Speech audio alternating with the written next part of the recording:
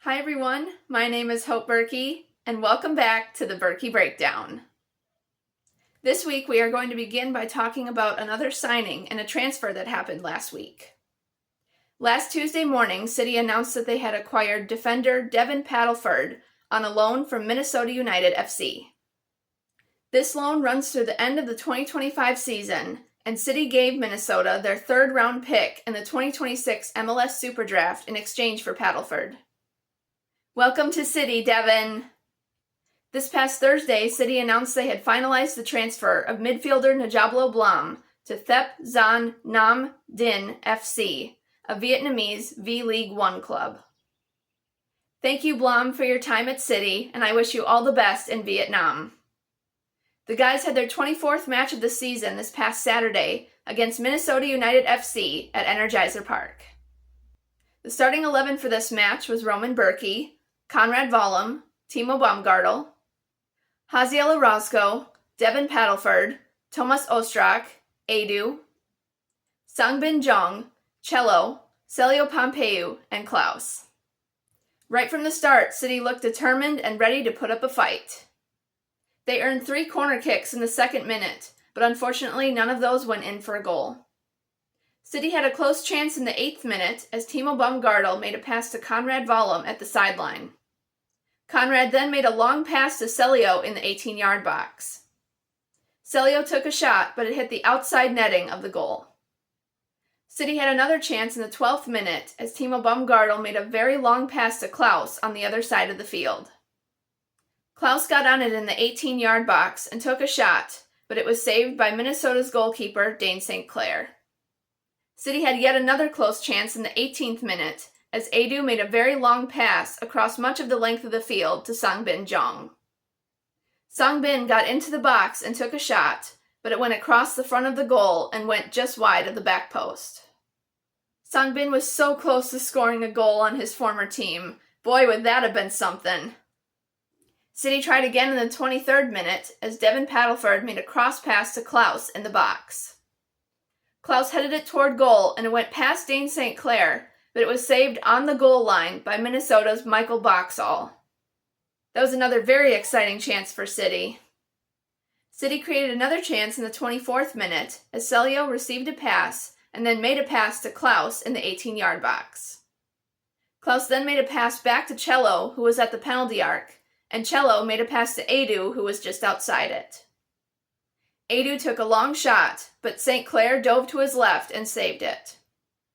Then Minnesota created a chance in the 29th minute as Joseph Rosales made a pass to Kelvin Yeboah in the 18-yard box. Yeboah took a shot, but Roman dove and saved it.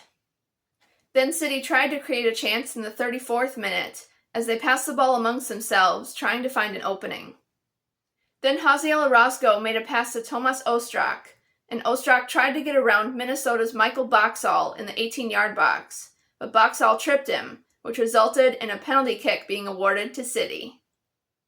Edu took the penalty kick in the 36th minute and shot it like a rocket into the left side of the back of the net, putting City up 1-0.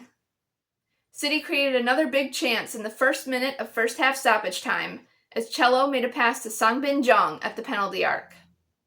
Sangbin then made a quick pass to Klaus, and Klaus took a fast shot toward the goal, but Dane St. Clair dove to his right and saved it. After 3 more minutes of stoppage time, the halftime whistle blew, and City went into halftime leading 1-0. The first 20 minutes of the second half were pretty much back and forth. City made their first substitutions in the 63rd minute, as Simon Betcher came in for Sangbin Jong, and Chris Durkin came in for Devin Padelford. Then Minnesota created a chance in the 68th minute as Joseph Rosales kicked a free kick into play. The ball was headed to the 18-yard line, where Robin Lod took a rocket shot, but it was an easy stop for Roman. Minnesota attacked again in the 73rd minute, as Anthony Markanek made a pass to Kelvin Yeboah in the box. Chris Durkin stopped Yeboah from trying to shoot, but fouled him in the process, giving Minnesota a penalty kick and earning an immediate red card. Durkin was then ejected from the match, and City had to play the rest of the match with only 10 men. Durkin will also be suspended from City's next MLS match. Kelvin Yeboah took the penalty kick in the 74th minute, stutter-stepped, and shot it to Roman's right, making the score tied 1-1. City made 3 more substitutions in the 77th minute, as JGR came in for Edu, Alfredo Morales came in for Tomas Ostrak, and Seti came in for Klaus. Then Minnesota created another chance in the 85th minute, as Owen Jean received a pass from Longwane and took a shot from outside the penalty arc, but thankfully it went just wide. Then Minnesota attacked again in the 86th minute, as Longwane made a cross pass in the air from near the end line, and it was on this pass that Haziel Orozco was called for a handball. The ref decided to go to VAR to make sure that this was really a handball, which after reviewing it, he announced that the handball call stands. Because this handball was committed in the box, it gave Minnesota another penalty kick. Kelvin Yeboah took the penalty kick in the 90th minute and did basically the same thing as the last penalty kick. Stutter-stepped and shot, but this time shooting to Roman's left, making the score 2-1 Minnesota. After that penalty was scored, Joey Zanaboni and Dale Shilley, the Y98 St. Louis radio announcers, were talking about a scuffle that was going on between Roman and Kelvin Yeboah. They didn't show this on Apple TV, but after the game was over, they did show a 5-second clip of it. If you know what started that scuffle, let me know down in the comments below, because I'm wondering since I didn't see it happen in real time.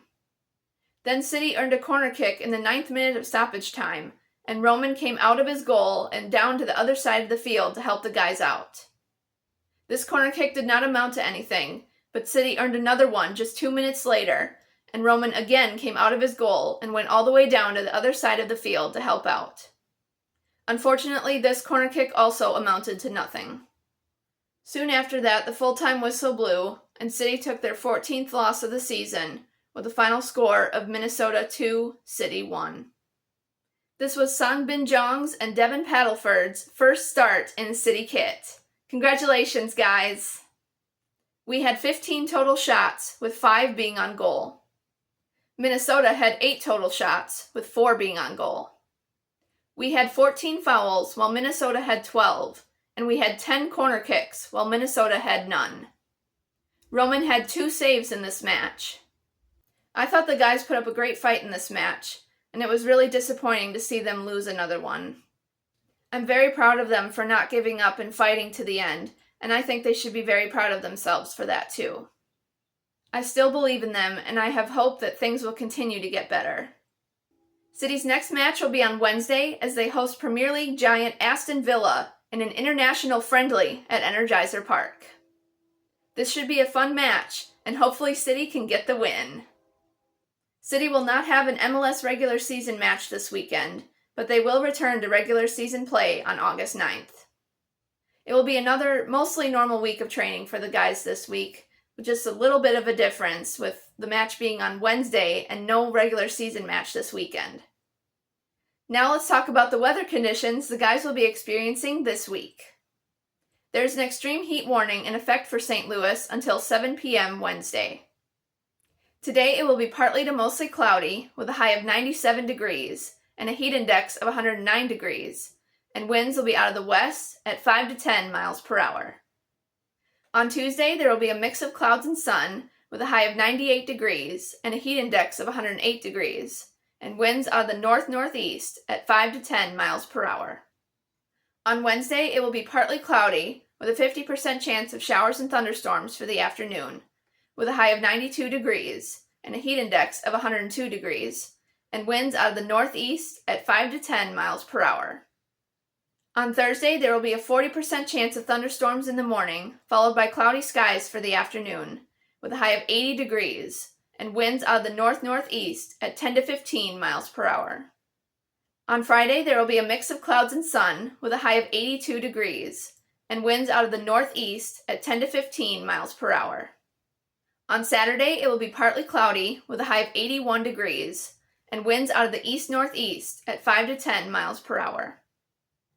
And on Sunday, it will be sunny with a high of 83 degrees and winds out of the east at 5 to 10 miles per hour. So the first half of the week looks pretty hot, but thankfully a little bit of a cool down is coming for the guys this week. So hopefully they can continue to make the most of it and keep working hard. Thank you so much for watching this episode of the Bürki Breakdown. If you haven't already, please subscribe and click on your post notifications so you don't miss out on any new videos. If you like this video, please give it a thumbs up and leave a comment down below with your thoughts on how City did during their match against Minnesota. Also, be sure to follow me on Instagram and Facebook at the Bürki Breakdown. I'll see you guys in the next one. Let's go, City!